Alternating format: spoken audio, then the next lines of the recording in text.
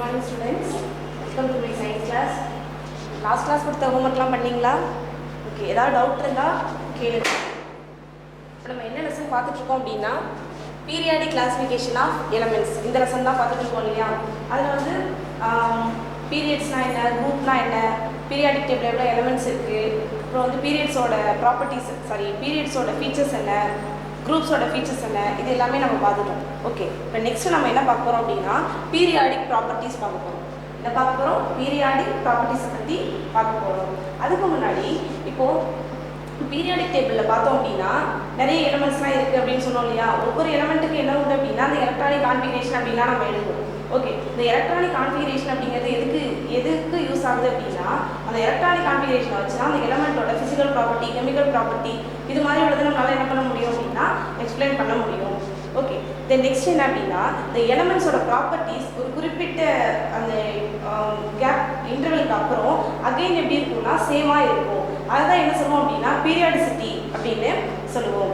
ஓகேவா? சரி, இப்போ நம்ம என்ன பார்க்க போகிறோம் அப்படின்னா பீரியாடிக் ப்ராப்பர்ட்டிஸை பற்றி பார்க்க போகிறோம். இந்த பீரியாடிக் ப்ராப்பர்ட்டிஸ் அப்படிங்கிறது ஒரு 5 ப்ராப்பர்ட்டிஸ் இருக்குது. அது என்னென்ன அப்படின்னா atomic radius, ionic radius, ionisation energy, electronegativity and electron affinity. So இந்த மாதிரி என்னென்னா 5 ப்ராப்பர்ட்டிஸ். இதை பற்றி தான் நம்ம என்ன பண்ண போகிறோம் அப்படின்னா இன்றைக்கி பார்க்க போகிறோம். ஓகே, ஃபஸ்ட்டு என்ன அப்படின்னா அட்டாமிக் ரேடியஸ். அட்டாமிக் ரேடியஸ் அப்படிங்கிறது என்ன அப்படின்னா distance between the centre of nucleus and outermost valential electron. அதாவது என்ன அப்படின்னா இப்போ இதுதான் என்ன அப்படின்னா ஒரு ஆட்டம் அப்படின்னா அதோட சென்டரில் என்ன இருக்குது அப்படின்னா நியூக்ளியஸ் இருக்கு இல்லையா? அந்த நியூக்ளியஸோட சென்டருக்கும் அதோட வேலன்ஸ் ஷெல் இருக்கு இல்லையா? அந்த அவுட்டர் மோஸ்ட் வேலன்ஸ் ஷெல்லில் இருக்கிற எலக்ட்ரான் அதுக்கும் இடையில உள்ள அந்த டிஸ்டன்ஸ் தான் நம்ம என்ன சொல்கிறோம் அப்படின்னா இந்த அட்டாமிக் ரேடியஸ் அப்படின்னு சொல்கிறோம். அகைன் நான் திரும்பவும் சொல்கிறேன், distance between centre of nucleus. So இதுதான் என்ன அப்படின்னா ஒரு ஆட்டம்னா அதோட சென்டரில் என்ன இருக்குது அப்படின்னா நியூக்ளியஸ் இருக்கு இல்லையா?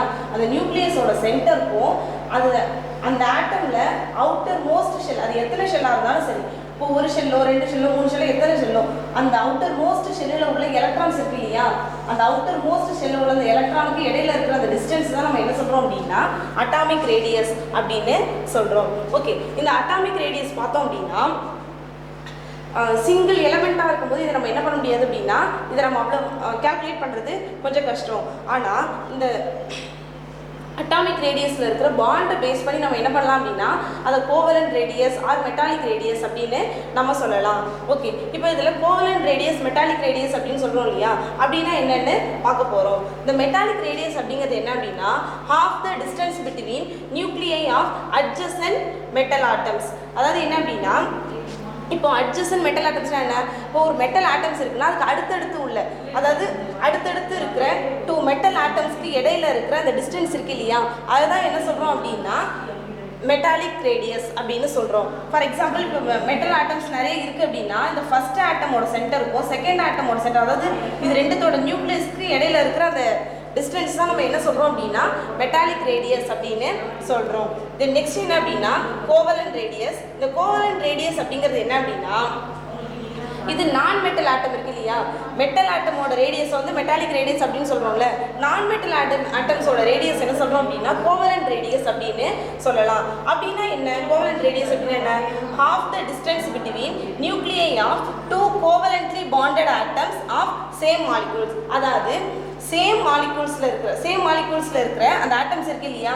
ஸோ அது ரெண்டுத்துக்கும் இடையில அந்த நியூக்ளியஸ் இருக்கும்ல, ரெண்டுத்தோட நியூக்ளியஸ்க்கு இடையில இருக்கிற அந்த டிஸ்டன்ஸ் தான் நம்ம என்ன சொல்கிறோம் அப்படின்னா கோவலன்ட் ரேடியஸ் அப்படின்னு சொல்கிறோம். ஃபார் எக்ஸாம்பிள் ஹைட்ரஜன் ஆட்டம் இருக்கா?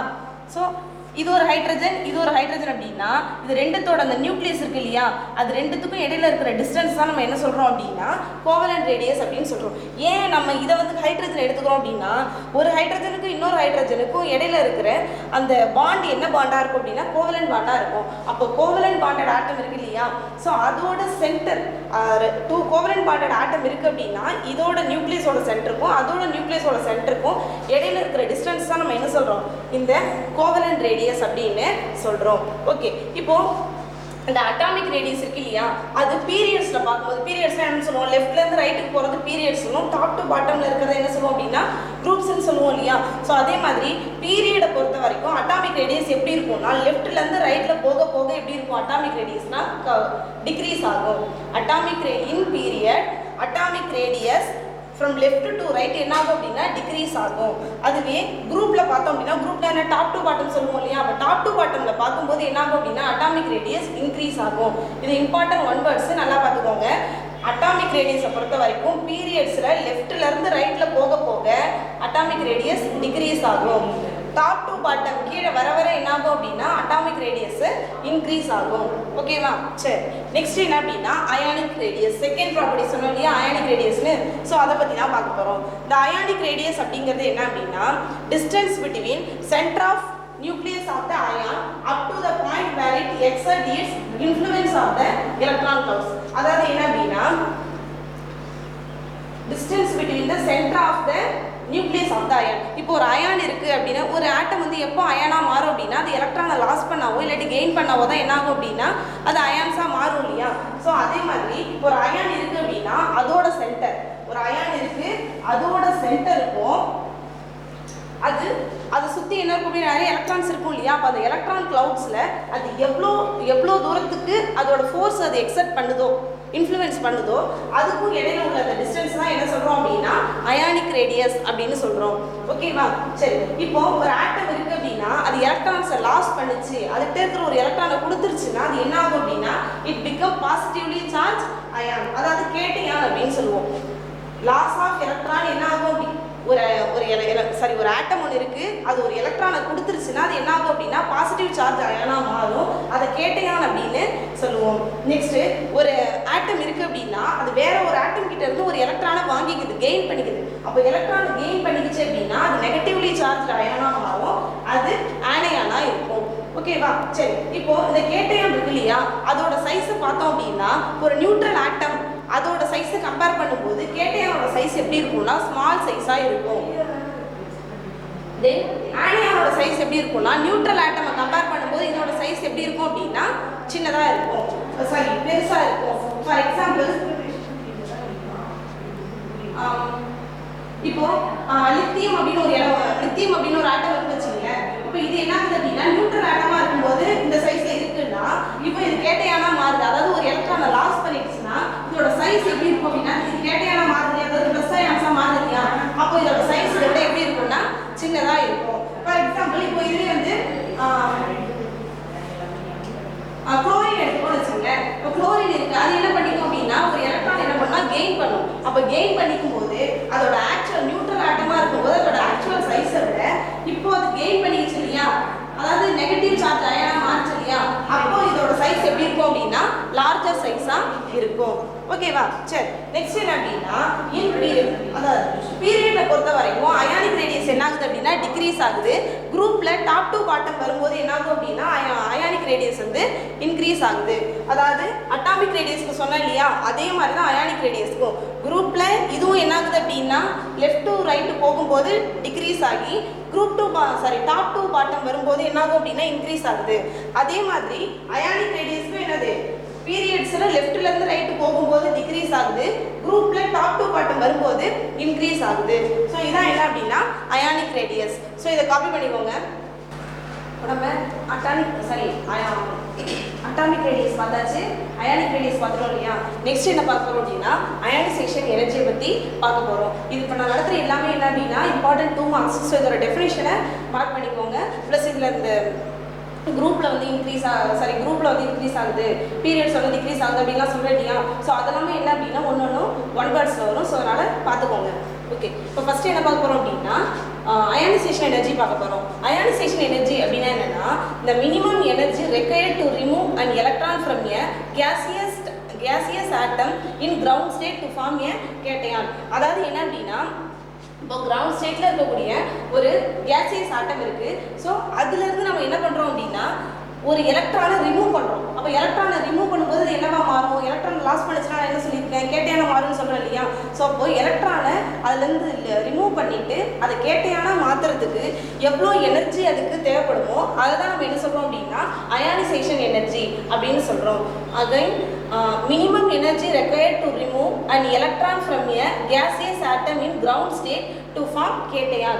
gaseous ground stateல இருக்கிற gaseous atomல இருந்து ஒரு எலக்ட்ரானை ரிமூவ் பண்ணி அதை கேட்டையான மாற்றுறதுக்கு எவ்வளோ எனர்ஜி அதுக்கு தேவைப்படுது, எவ்வளோ தேவைப்படக்கூடிய அந்த மினிமம் எனர்ஜி தான் நம்ம என்ன சொல்கிறோம் அப்படின்னா அயானிசேஷன் எனர்ஜி அப்படின்னு சொல்கிறோம். இதோட அனதர் நேம் என்ன சொல்லலாம் அப்படின்னா அயானிசேஷன் என்தால்பி அப்படின்னும் சொல்லலாம். ஸோ இதோட யூனிட் என்ன அப்படின்னா kJ/mol, அதாவது என்னது கிலோ ஜூல் பை மோல் அப்படின்னு சொல்கிறோம். இப்போ இந்த அயானிசேஷன் எனர்ஜி பீரியடில் பார்க்கும்போது முன்னாடி என்ன சொன்னேன், அட்டாமிக் ரேடியஸ்க்கும் அயானிக் ரேடியஸ்க்கும் குரூப்பில் பார்த்தோம், பீரியடில் பார்த்தோம் அப்படின்னா ரெண்டுமே டிக்ரீஸ் ஆகும். குரூப்பில் டாப் டு பாட்டம் பார்க்கும்போது எப்படி இருக்கும்னா ரெண்டுமே இன்க்ரீஸ் ஆச்சு இல்லையா? ஸோ ஆனால் இது எப்படி இருக்கும்னா அப்படியே ஆப்போசிட். இதில் பீரியடில் இன்க்ரீஸ் ஆகுது, குரூப்பில் டாப் டு பாட்டம் வரும்போது என்ன ஆகுது அப்படின்னா டிக்ரீஸ் ஆகுது. ஓகே, நெக்ஸ்ட் என்ன அப்படின்னா எலக்ட்ரான் அஃபினிட்டி. இந்த எலக்ட்ரான் அஃபினிட்டி அப்படின்னு என்னன்னா amount of energy released when gaseous atom gain an electron to form a anion. இப்போ அயானிசேஷன் எனர்ஜி என்ன சொன்னேன், எலக்ட்ரானை லாஸ் பண்ணி கேட்டையானா மாறுறதுக்கு அதுக்கு தேவைப்படுற அந்த மினிமம் எனர்ஜியை தான் அயானிசேஷன் சொன்னோம் இல்லையா? இப்போ அதே போல் இதுக்கு அப்படியே இது என்ன அப்படின்னா ஆப்போசிட். எலக்ட்ரான் அஃபினிட்டி அப்படிங்கிறது அதுக்கு ஆப்போசிட். என்ன அப்படின்னா இப்போ ஒரு கேசியஸ் ஆட்டம் இருக்குது அப்படின்னா அது என்ன பண்ணுதுன்னா ஒரு எலக்ட்ரானை கெயின் பண்ணிக்குது. அப்போ கெயின் பண்ணிக்கிச்சுன்னா என்னவாகும், ஆனையானா மாறும் இல்லையா? அப்படி அது ஆனையானா மாறுறதுக்கு மாறும்போது அது எவ்வளோ அமௌண்ட் ஆஃப் எனர்ஜி அது ரிலீஸ் பண்ணுதோ அதை தான் என்ன சொல்கிறோம் அப்படின்னா எலக்ட்ரான் அஃபினிட்டின்னு சொல்கிறோம். அயானிசேஷன் எனர்ஜியில் கேட்டையான மாறுறதுக்கு அது எனர்ஜியை எடுத்துக்குது. அப்போ அது வந்து அயானிசேஷன் எனர்ஜி. அதுவே எலக்ட்ரான் நெகட்டிவிட்டிங்கிறது எலக்ட்ரானை வாங்கிக்குது. அப்படி வாங்கிக்கிட்டு ஆனையானா மாற்றும் போது அது என்ன பண்ணுது அப்படின்னா லாட் ஆஃப் எனர்ஜியை அது ரிலீஸ் பண்ணுது. ஸோ அப்போ அது எவ்வளோ அமௌண்ட் ஆஃப் எனர்ஜியை ரிலீஸ் பண்ணுதோ அதுதான் அதோட அஃபினிட்டி அப்படிங்கிறது. ஸோ இதோட யூனிட் என்ன அப்படின்னா கிலோ ஜூல் பை மோல் தான்.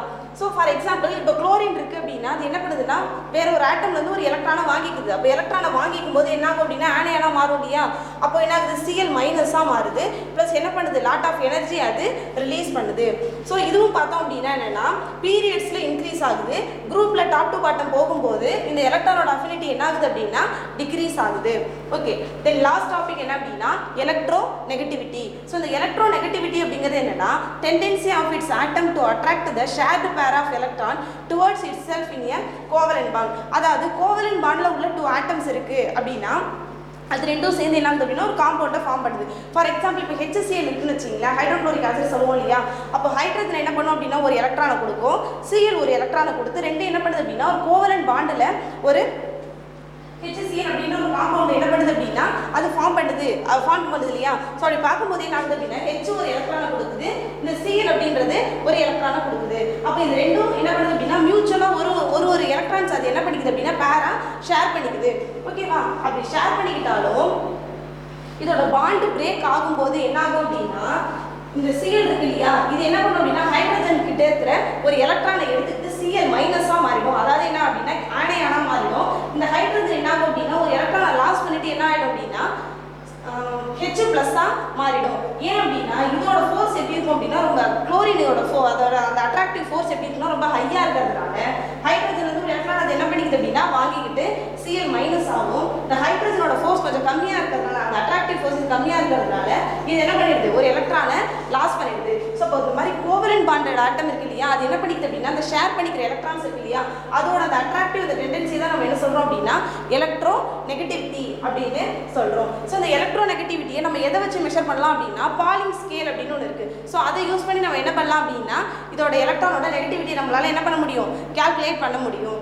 ஓகே, இப்போ 2 ஆட்டம்ஸ் இருக்குது அப்படின்னா அது ரெண்டுத்துக்கும் இடையில இருக்கிற அந்த 2 எலமெண்ட்ஸ்க்கு இருக்கிற அந்த டிஃப்ரென்ஸ் வந்து எப்படின்னா எலக்ட்ரோ நெகட்டிவிட்டி 1.7 இருந்துச்சுன்னா இப்போ 2 ஆட்டம் எடுத்துக்கிறோம், அது ரெண்டுத்துக்கும் இருக்கிற அந்த எலக்ட்ரோ நெகட்டிவிட்டி சொல்கிறோம் இல்லையா, அந்த டிஃப்ரென்ஸ் வந்து 1.7 அப்படின்னு கரெக்டாக இருந்துச்சுன்னா அந்த ஆட்டம் எப்படி இருக்கும்னா 50% கோவலன்ட் பாண்டாகவும் 50% என்னவா இருக்கும் அப்படின்னா அயானிக் பாண்ட் உள்ளதாகவும் இருக்கும்.